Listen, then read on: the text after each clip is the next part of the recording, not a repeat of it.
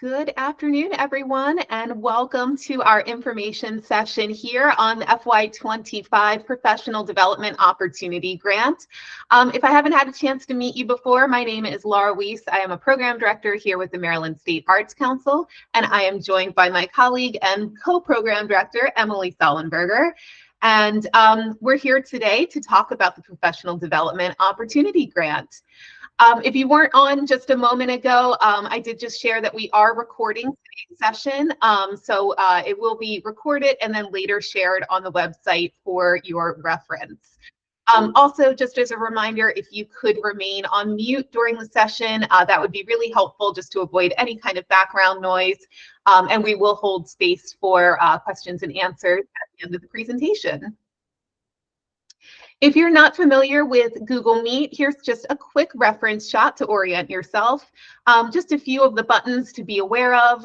Your microphone is down towards the bottom. And again, if you could just remain on mute while we're presenting, that would be very helpful. You can feel free to be on or off camera, however you are comfortable. That is fine by us. Next to that, you'll see a little CC in a box. That is the closed captioning. If you do need closed captions, you can feel free to toggle that on or off. They are computer generated. There's also the reactions button, which you can feel free to utilize throughout if you want to, throw some thumbs up or hearts or anything like that. And there's also a raise hand function, which looks like a little hand in the button. We will use that later on for our questions and answers. We do ask that you just hang on to your questions until the very end. Hopefully we answer your questions throughout the presentation, but of course we're happy to answer those questions once we get to the end of the presentation. Also, just to note that there is the chat function, which will be kind of to the lower right-hand part of your screen. Looks like a little quotation box. You can feel free to utilize that throughout the presentation. We'll throw some links and other information in there as well, but you can feel free to put questions in there, and we will do our best to address those questions either while we're presenting or again at the end during the question and answer period. The next couple of slides are our grounding slides, and we begin all of our public presentations with these slides. So I'm going to read the next few out loud for accessibility purposes. And the first is our land acknowledgement statement. That is that we acknowledge the lands and waters now known as Maryland are the home of its first peoples, the Accohonic Indian Tribe, Assateague Peoples Tribe, Cedarville Band of Piscataway Indians, Choctaw Band of Indians, Lenape Tribe, Nanticoke Tribe, Wawash Band of Indians, Piscataway Conoy Tribe, Piscataway Indian Nation, Pocomoke Indian Nation, Susquehannock Indians, Youghiogheny River Band of Shawnee, and tribes in the Chesapeake watershed who have seemingly vanished since the coming of colonialism. We acknowledge that this land is now home to other tribal peoples living here in diaspora. We acknowledge the forced removal of many from the lands and waterways that nurtured them as kin. We acknowledge the degradation that continues to be wrought on the land and waters in pursuit of resources. We acknowledge the right of the land and waterways to heal so that they can continue to provide food and medicine for all. We acknowledge that it is our collective obligation to pursue policies and practices that respect the land and waters so that our reciprocal relationship with them can be fully restored. And you can find out more information about our land acknowledgement statement and the process and how this was developed on our website. The next slide is our equity and justice statement, and that is that the arts celebrate our state's diversity, connect our shared humanity, and transform individuals and communities. The Maryland State Arts Council and its supporting collaborators are committed to advancing and modeling equity, diversity, accessibility, and inclusion in all aspects of our organizations and across communities of our state. MSAC and its grantees are committed to embracing equity and non-discrimination regardless of race, religious creed, color, age, gender expression, sexual orientation, class, language, and/or ability. The vision of the Maryland State Arts Council is to play an essential role ensuring every person has access to the transformative power of the arts. And we do that through our mission, which is to advance the arts in our state by providing leadership that champions creative expression, diverse programming, equitable access, lifelong learning, and the arts as a celebrated contributor to the quality of life for all of the people of Maryland. Right now, we are operating under a strategic plan that was adopted in 2019. We are at the very end of this strategic plan and are moving into actually a new strategic plan in the next couple of months. But these are the goals associated with the current plan, which are Goal 1, to increase participation, Goal 2, provide intentional support, Goal 3, build capacity, Goal 4, leverage connections, and Goal 5, bolster Maryland arts. We also have our creative meeting actions, which are just kind of ideas to keep in the back of your mind as we go through this presentation and are in this space together. And that is to celebrate being in the space with other creative people, engage with everyone's presence as a gift, acknowledge that together we know a lot, enter the conversation with curiosity and inquiry, share your idea and trust that it will be heard, use I statements, focus your language on the task at hand, hold one another accountable with care, apply yes and I hear your idea and I'm going to add to it, and balance speaking and listening. This slide is kind of an advertisement, if you will, of ways to get involved with the Maryland State Arts Council. One of those ways to get involved is that we are often looking for panelists to serve on the various panels that review our applications throughout the year. If you go to the Ways to Get Involved page on our website, which Emily just dropped into the chat there, you'll see some information about current calls for panelists. I believe currently we are looking for panelists for our arts and education program. But there's lots of different ways throughout the year, different calls for panelists, editors, jurors, all kinds of different things like that. So if that's of interest to you, check that out. All of those kind of positions are compensated, and we'd love to have you be involved. So be sure to check that out when you have a moment. All right, so today's agenda, today we're going to be talking about professional development. So we're going to start by looking at professional development as a whole at the Maryland State Arts Council. Then we're going to look into the Professional Development Opportunity Grant program itself and the guidelines. Then we'll go into the application, the grant application, along with some helpful hints for this specific application. We'll also review the monthly review process and talk about the grants platform that we use, which is called Smart Simple. And then at the end, assuming that we have a few moments at the end, we will have some questions and answers. So to begin with, before we jump into the grant specifically, just looking at professional development as a whole and what we offer here at the Maryland State Arts Council, really our professional development is responding to needs that we see within the arts sector. So when, Emily or me or any of our staff starts to see or hear about a specific need, that's when we tend to develop some kind of professional development that helps to address whatever that topic might be. So there are a couple of different ways that shows up. The first is really looking at different gatherings or online offerings that are open to the public, with us providing those opportunities to the arts sector. The other then is the Professional Development Opportunity Grant, which is the funding program that organizations and artists can apply to help support your opportunities. So you've probably seen this slide before if you've been a part of other webinars or other offerings, but this is the list of all of the different kinds of professional development that we offer. So just to kind of break that down a little bit further, we offer different kinds of topic-specific sessions, such as financial management, sometimes legal advice. We've offered things on marketing strategies and promotions, strategic planning, board engagement, some of those different topics that we often hear about the needs for. We partner with different organizations such as MDVLA, Maryland Volunteer Lawyers for the Arts, to provide specific topic support, they would of course be looking at legal advice.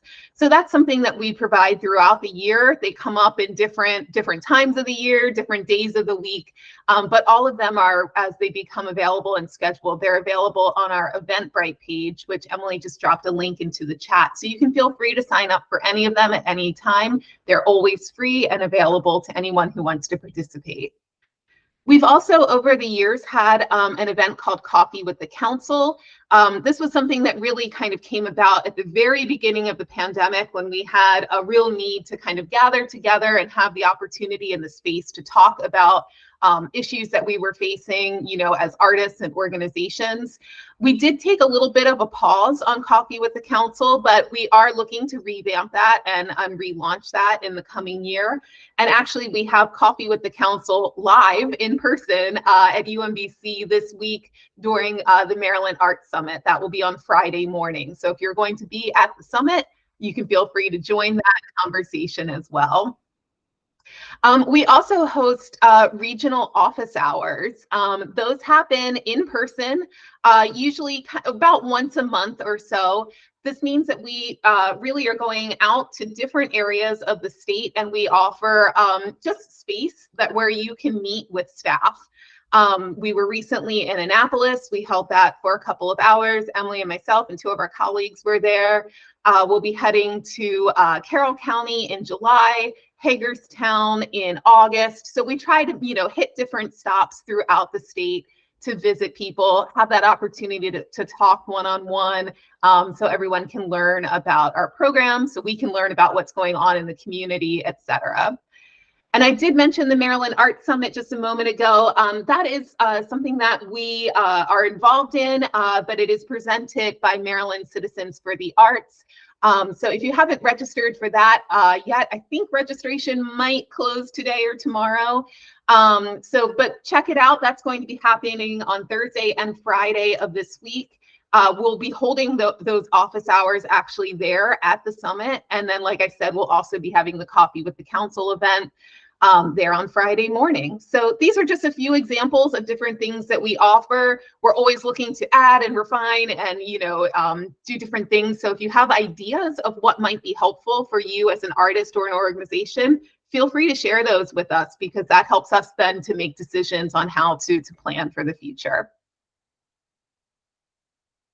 All right, so now getting really into the actual grant, Emily's going to walk us through some of the guidelines.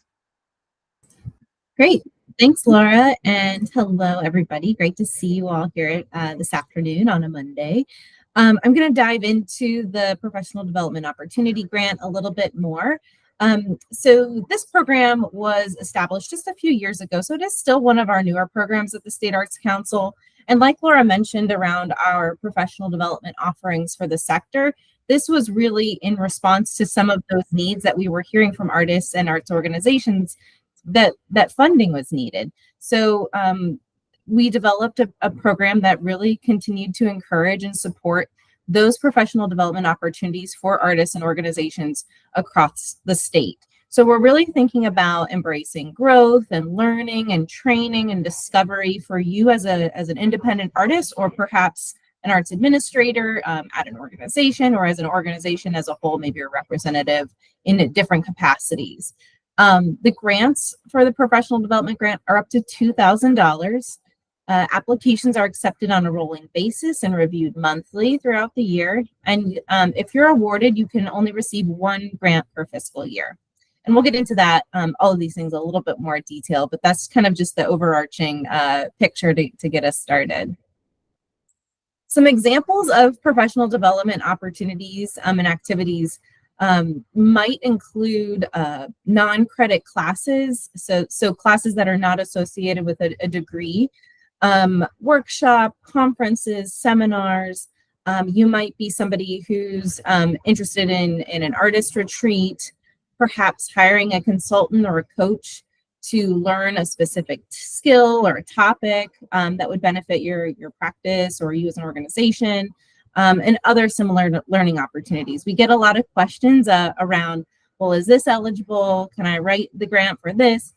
feel free to reach out to Laura and myself whenever those things come up. But this is kind of a generalized list, but not the full list of what could be eligible. It really is dependent on you as an artist or your organization and your needs for that professional development. So moving forward around who can apply, independent artists can apply for the professional development grant. So that might be you as an individual or perhaps a collective group that is looking for professional development opportunities that are really relevant to your artist's objectives and goals to create work that is publicly accessible. As an independent artist, you must be a Maryland resident and must be 18 years of age or older. And you may not be enrolled in high school, undergraduate, or graduate degree seeking programs. Also, nonprofit arts organization or arts programs can apply. So that would need to be opportunities that are in alignment with the organization's needs to better produce or present arts programs, services, or projects that are relevant to the community and accessible to the public. Noting here that our county arts councils and arts and entertainment districts are eligible to apply. Sometimes they're not in other programs, so we like to point that out here. And as an organization, you must be a 501c3 nonprofit organization, a unit of government, or college or university, just to give some examples of eligibility. So we went over this a little bit in the other slide, but here's some other examples of professional development. Since we've noted this, I'm not going to go through the full list here, but really we're thinking about experiences that are of that learning and growth component that addresses your artistic goals and objectives as an independent artist. So again, if you are, say, a musician and there's a conference that is specific to your type of work that might be happening in California or another part of the country or even outside of the country, you could apply for the professional development grant to go to that specific conference for that learning opportunity. Similarly with a workshop, if you're looking to learn a very specific skill that would advance your work to the next level or provide a different opportunity, those are the types of things that would be an eligible professional development grant activity.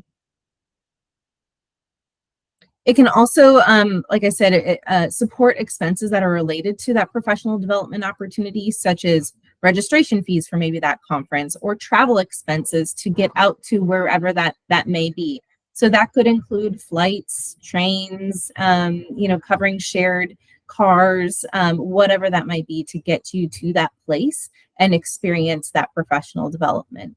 It can also include expenses associated with a consulting fee, and other materials and supplies that are relevant to that learning opportunity, not necessarily for producing work in the future, but really relevant to the training or that learning growth opportunity.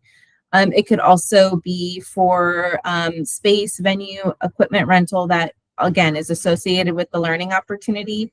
And again, if you have any questions about certain expenses that are associated with that learning, check in with Laura and myself, and we'd be happy to run through that before you submit the application. So those are the things that, we were talking about that are relevant to the grant, but some things and expenses we cannot support through the professional development grant. And those things are like re-grantings, anything that's principally associated with recreational, therapeutic, or rehabilitative expenses. This is a little bit of a tricky one, but travel outside of Maryland is allowable, however, not to produce or present programs. So again, really wanted to focus on the learning opportunity and not necessarily making or producing work. It's also not eligible for projects that are chiefly for the classroom use or in-school activities, activities that are not open to the general public, or scholarships being awarded by the applicant to its own activities or folks that are associated. So really thinking about, again, just making sure that the expenses are associated with the learning and training opportunity. It also cannot support day-to-day expenses associated with running a for-profit business. We cannot support capital improvements or purchases of permanent equipment, acquisition of capital assets, We also, like many of our, actually all of our other grants, we cannot support contributions to political party, an organization, or action committee, or any kind of activities associated with a political campaign. Okay, so moving into the grant application questions and rubric, there are just 4 questions for the professional development grant. And we have on the screen, you'll see the first question is broken out, whether you're an independent artist or an organization. They're generally the same type of questions. There's just a little bit of wordsmithing between the two that are kind of more catered to independent artists, and the other question catered to our organizations. So really in the first question, we're asking you to describe the professional development opportunity that you'll be participating in, and including the location, the date, the length, the format, and including details explaining your artistic practice, how the selected opportunity will address identified goals or areas of growth for yourself as an artist, and how what is learned will enhance your ability to better serve the public.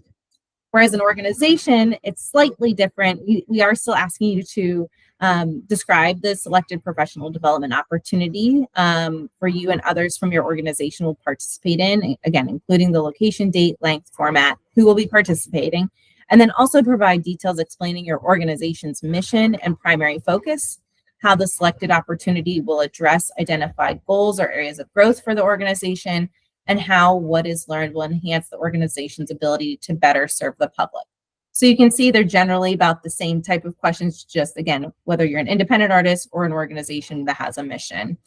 And then in italics below, you'll see what an excellent to outstanding response would include. And that is directly connected to the scoring rubric that our panelists use. So what they'll be looking for is a response that includes a clear, specific, and thorough explanation of the proposed professional development opportunity with detailed evidence of artistic and/or creative growth and future community relevance. So that is the first question. And between kind of the questions here, we are providing some helpful hints just to think about. So when you're thinking about that first question, really we want to know the basic of those, kind of 5 core questions: the who, what, when, where, and why within your first narrative. We also suggest that you approach the application as if the reader has no idea what you're proposing. So really give them that full picture of who you are as an artist, or if you're applying as an organization, who you are as an organization, what goals you have, and how the opportunity will assist you with those particular goals. It's also a useful exercise having somebody, whether that be a friend, a family member, a colleague, somebody who doesn't really know anything about your proposal or the professional development that you're seeking funding for, to read through a draft application and have them, quote unquote, poke holes in it and help uplift the places where you might be able to clarify or provide further information before you submit it to the State Arts Council for review. Okay. The second question is generally the same for both our artists and organizations applying, and it's really around a timeline in your schedule for the professional development. So we ask for you to provide a detailed timeline or schedule that describes A, participation in the selected opportunity, and B, when you plan to share or implement what is learned through the experience. So in your response, consider how the timeline and schedule connects to the goals and benchmarks that you have determined. So essentially, you would be providing what those goals and benchmarks are in the first question or in the first answer, and this is where we're asking you to kind of detail that schedule and that timeline for the activities and how you're going to meet those goals. So in italics here at the bottom, you'll see an excellent to outstanding response includes clear, specific, and realistic timeline demonstrating participation in and a plan for use or dissemination of professional development opportunity with thorough descriptions of both of those phases. So a helpful hint here with the timeline is, again, provide us with the timeline and schedule of the entirety of those activities from beginning to end. So a useful way we recommend folks thinking about timelines is thinking of a daily or weekly or another time increment with listings with those specific dates and timeframes that really share all of those activities of the opportunity.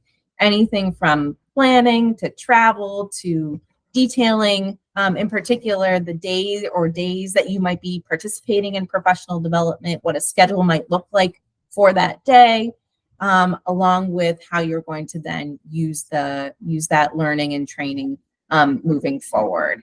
So it's really helpful to kind of see a listing and a schedule and kind of keep things in chronological order, especially for somebody who's reviewing and might not know what you're doing for the first time. The third question is around why you selected the experience and the process for selecting the specific professional development opportunity. So in your response, we ask that you address the history of success of that opportunity that you selected and its ability to strengthen your identified areas of growth. So an excellent to outstanding response here would include how the selection of professional development source directly connects to the identified professional development needs and has a history of success in the identified areas of growth. So here our helpful hint is, again, really thinking about why you selected this particular opportunity, say over something else that might be similar too. So if it's a residency, for example, why did you select this particular residency over maybe 4 opportunities that would be a good fit for you? What is their history of success as a residency? And similar for conferences and workshops and skill building, those sorts of things, really thinking about why you selected that particular person or group, organization to learn from. How do you know that this would be the best fit for learning for you and your goals? And include how this particular, if it's an individual you're learning from or a group, include how they're successful. Do you have referrals? Was it a top instructor in the field that you were really looking to connect with? So more about the why is in this particular question here. And finally, the last question is to provide a budget for the professional development opportunity you're participating in. So in your response, we're looking for details for all of the anticipated expenses for the opportunity, any sources of funding beyond the State Arts Council request, and how specifically the State Arts Council funds would be used for this opportunity. So again, an excellent to outstanding response includes that the proposed professional development specific financial information includes realistic expenses for that professional development experience. And final helpful hint here is that we really want to see a clear listing of specific line items for all the planned income and expenses. And even a description to how you got to that particular total is also helpful to really just clarify how you got to these budget numbers. So for example, here on the screen, you'll see a conference fee that might be $750. Including what that $750 would be used for is really helpful and would help clarify any question marks that might come up. So perhaps it includes a fee for the instructors. Maybe it includes materials. Maybe it also includes meals for that day. And you might include how many of the meals. Maybe you're responsible for breakfast, but the conference fee covers lunch and dinner. Having those additional descriptors and information around the expenses helps to really paint a bigger picture of how those funds will be used from the State Arts Council perspective. The other note here is to make sure you're providing the response, especially for the budget, in the context of the narrative and within the application in Smart Simple, which we'll get into a little bit more. But attachments of budgets or other financial statements will not be considered when our panelists are reviewing the application. They're really looking at your written responses and the responses that are included, with each question, rather than say opening a link to a Google spreadsheet or opening an attachment to a PDF. They really are instructed to review what's included in those written narratives. So just keep that in mind. Okay, and then the last couple of things that are associated with the application include an attachment of your W-9. So if you are an individual, you'll be including your individual W-9, and if you're an organization, you'll be including your organizational W-9. And then we ask that you also include an electronic signature. And that's really just typing in the name. If you're an independent artist, your name. If you are writing on behalf of an organization, it'd be an authorized person that can authorize that the application is indeed true and relevant and clear, from your perspective. Additionally, we want to note that the full application and scoring rubric, it will be up on the State Arts Council website. We're just tying up some loose ends and finalizing all the resources, but it will be up on the website in the next week or so. But just like we went over the application questions and those excellent outstanding response, we also will have a full document that you can take a look at those application questions and the full rubric from excellent, outstanding to a poor response. So more details to come there. Okay, and I think I'm going to pass it over to Laura to go into more details moving forward. Great, thanks so much, Emily.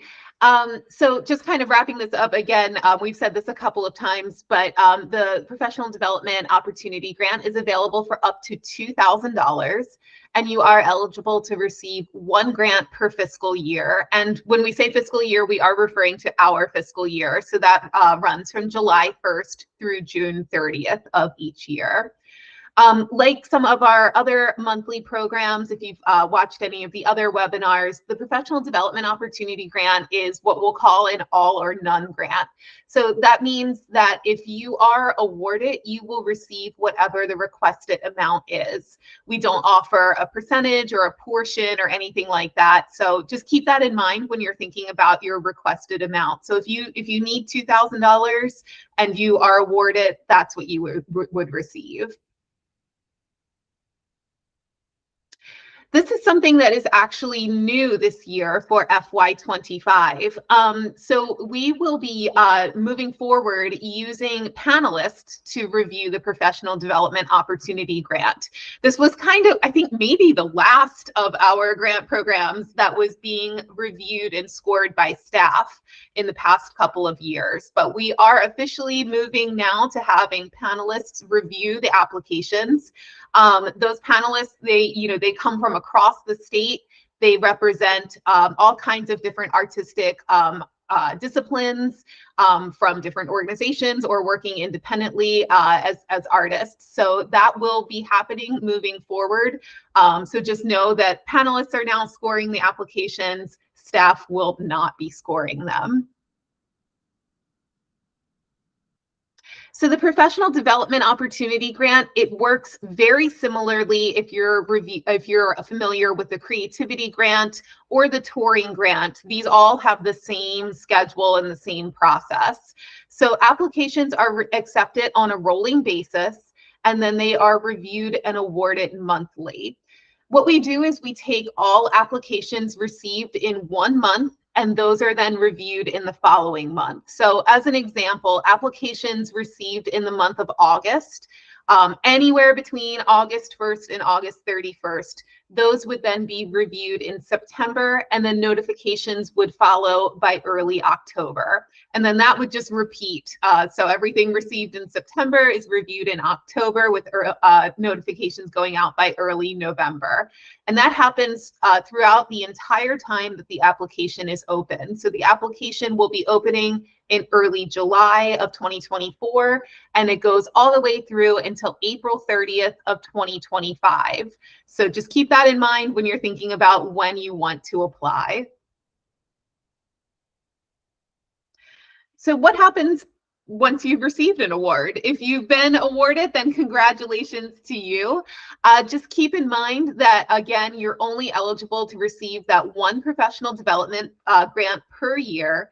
So once awarded an FY25 PD grant, for example, you would then not be eligible to apply again for the Professional Development Opportunity Grant until the FY26 cycle opens.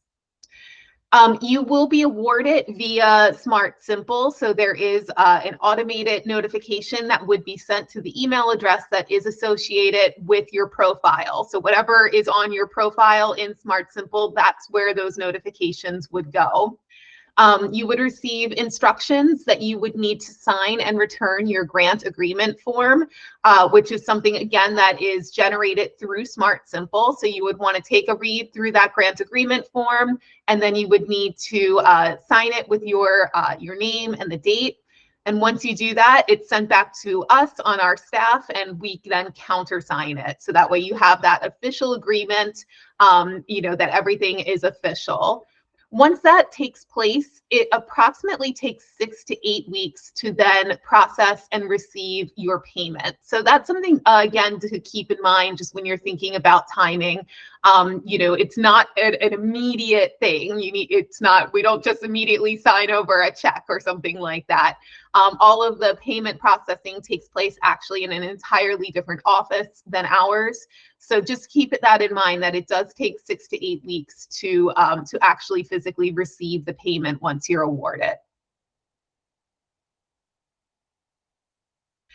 When you are awarded, some other things to keep in mind is that there is a final report that's associated with your grant. Again, this is something that is generated through Smart Simple. So once you have that fully executed grant agreement, this final report would then populate within your dashboard in Smart Simple. So you can almost immediately see that final report to know what kind of information you need to report on at a later date. Since the applications are accepted on a rolling basis, there are kind of two different final report dates, just depending on when you apply. So if you apply anytime between July of 2024 and December of 2024, you would have a final report deadline of August 15th, 2025.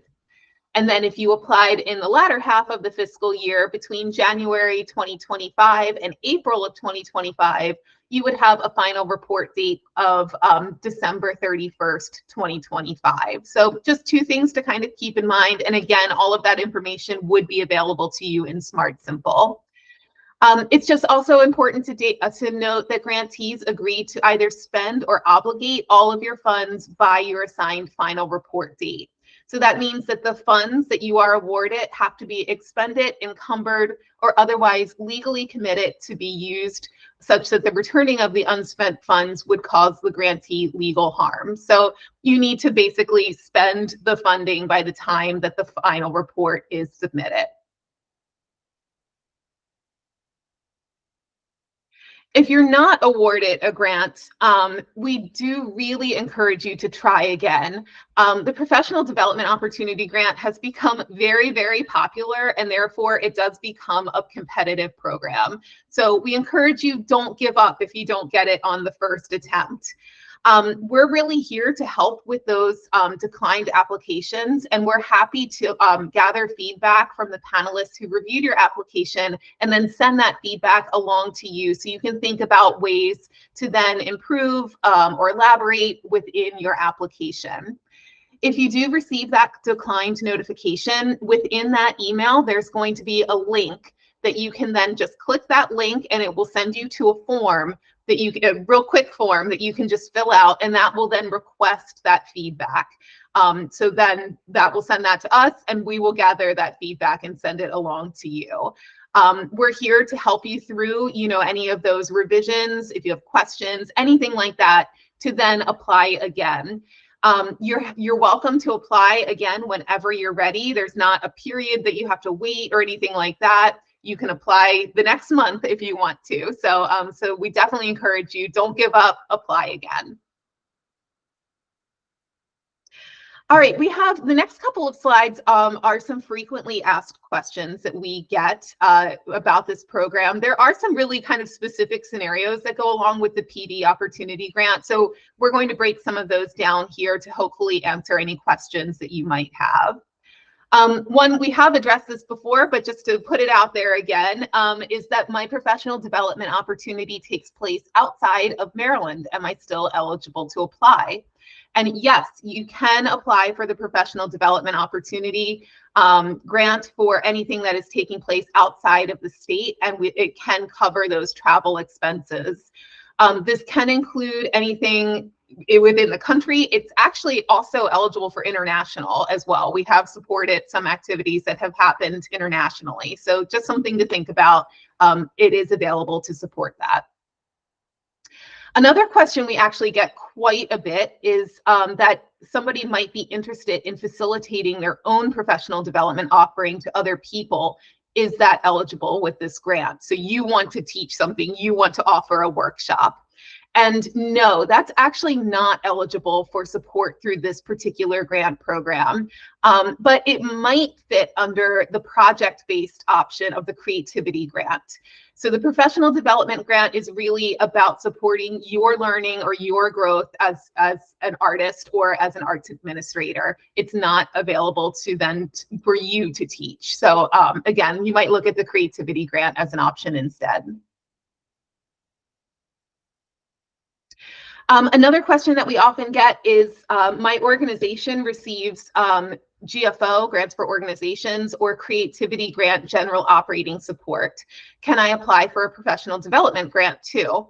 And yes, you can. If you are receiving general operating support from MSAC, you can also get a professional development grant in the same year. That's no problem. Sort of similar, I'm eligible and applying to the creativity grant. Can I also apply for the professional development grant in the same month? And yes, you can. You can apply to and receive both types of grants in the same fiscal year, even within the same month. Each grant program has different goals and purposes, so you can absolutely apply to creativity and professional development at the same time if you want. Another question that we frequently get is, I would like to apply for lessons or classes or something to that effect with a private instructor. Is that eligible? This is a possibly scenario, but we do encourage you to check with either myself or Emily first. So within the guidelines, it does say that professional development opportunities must have a public established practice of working with artists and or arts organizations, or be approved by the program directors. So if you're looking to take private voice lessons or something like that, it's possible that this could support this, but you need to check in with us first. So just reach out, we're happy to talk about it. Another question we get frequently is, my PD opportunity is already complete. Can I submit for reimbursement of expenses? And no, unfortunately, this is not something that we can support. You do have to submit the application before the activities occur. Another question we get really in all of our programs is, how can I share work samples, letters of support, or reviews, things like that? And really, external documents, as Emily said earlier, are not considered as part of the review of the PD grant application. So the panelists will only look at the narrative questions per the scoring criteria. So there's no need to include any kind of letters of support or any other pieces of information like that that would be an attachment.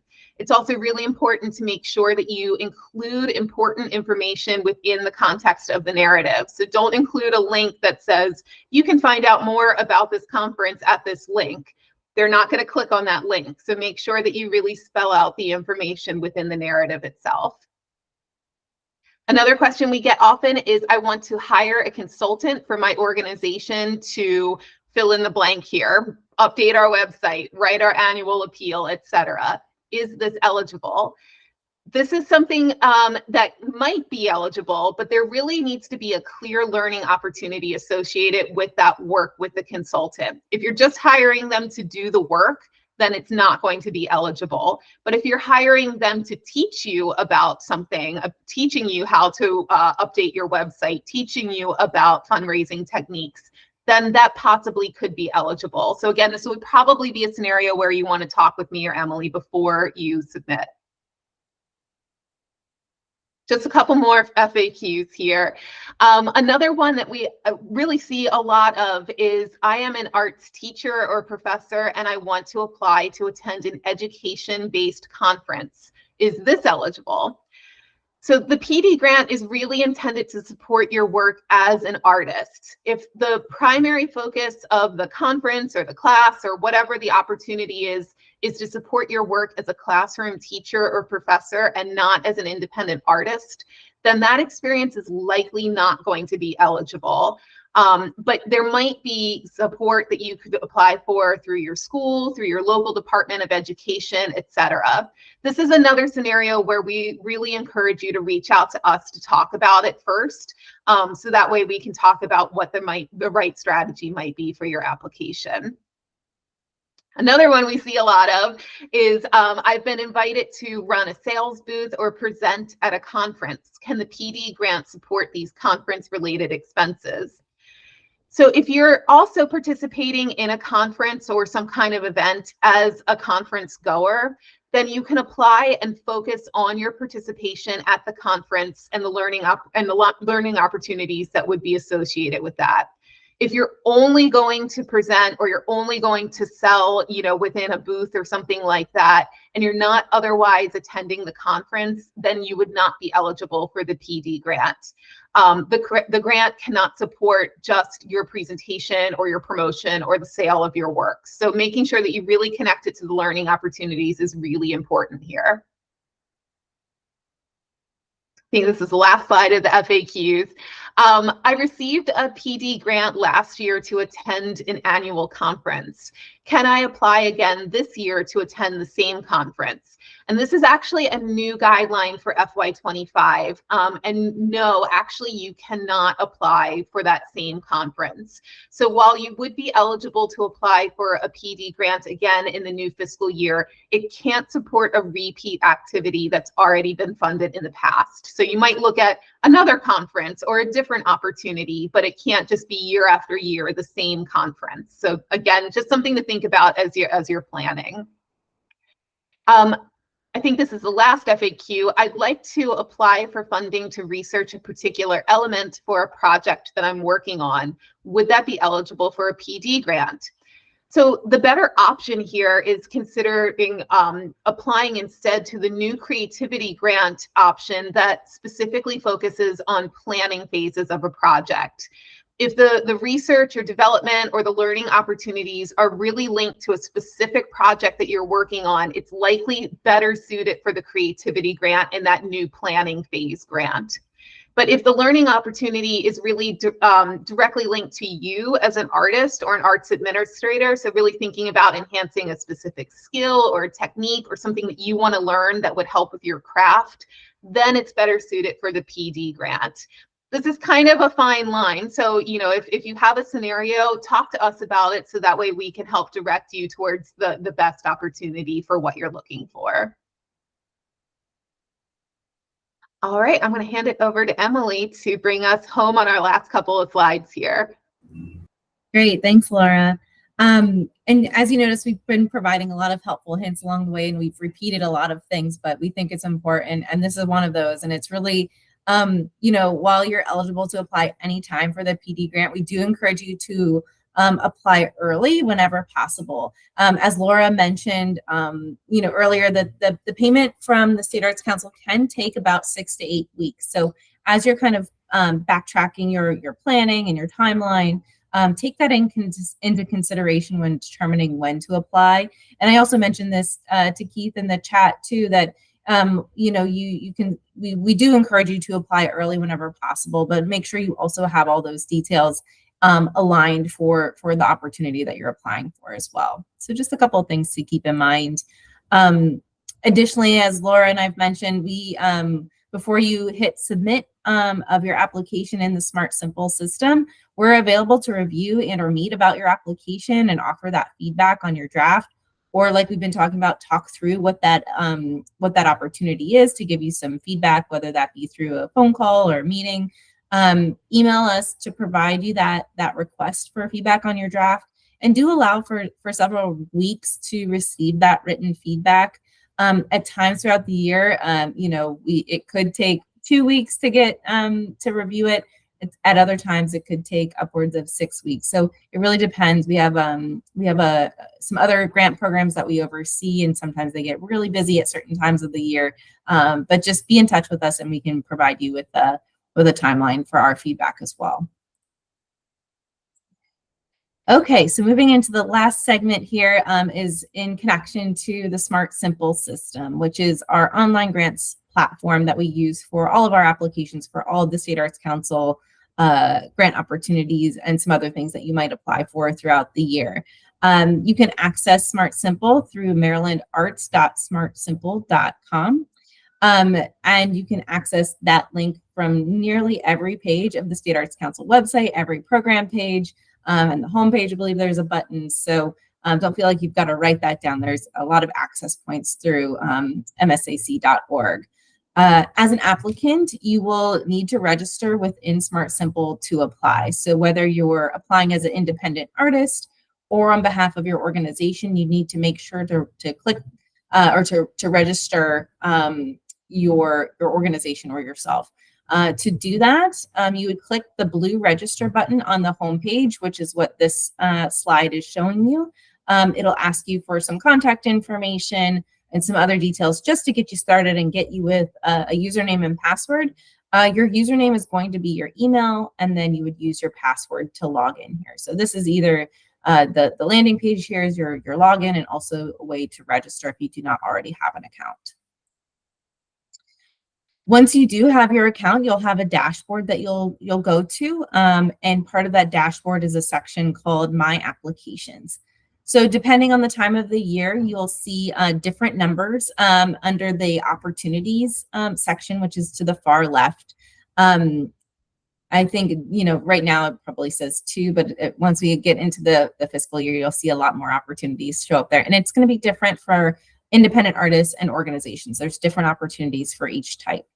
So once you click on opportunities in your Smart Simple dashboard, you'll then come to a listing of all of those opportunities.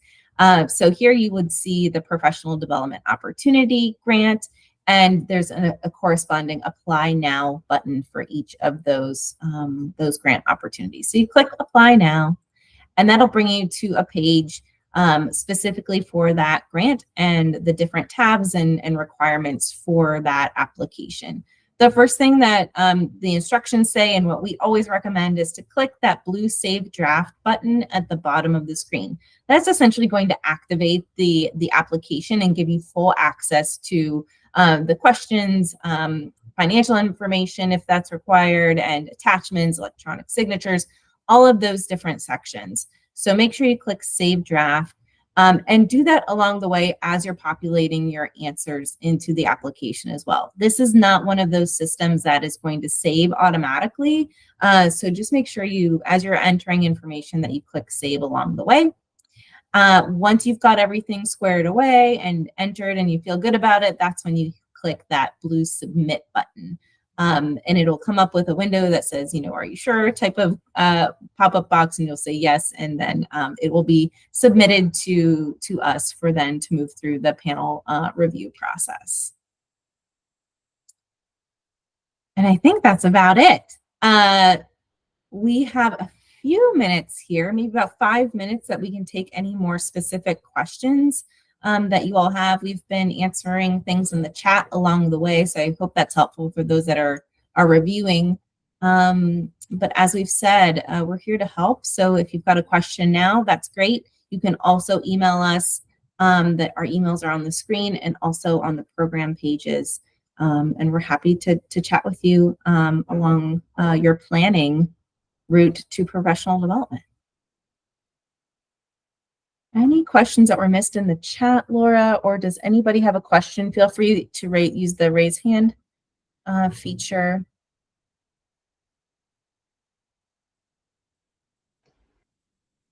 I'll just vocalize a question that Emily Cruz asked, because I think it's one that might be relevant for many. Emily asked, can one grant be written that covers more than one professional development opportunity as long as the ask is under 2,000 and within the fiscal year?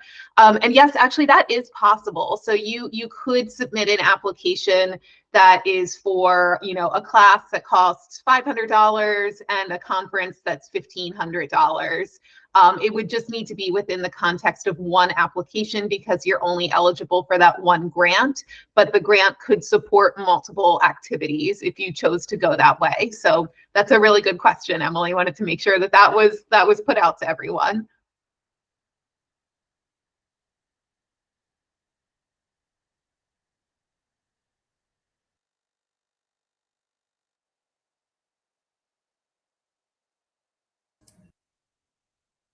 Great.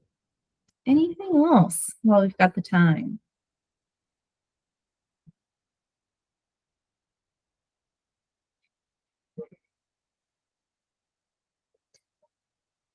Okay, I'm starting to see thank yous in the chat. So I'm gonna assume no questions at the moment. I But have a question. oh, go ahead, Robin. Hi. Hello.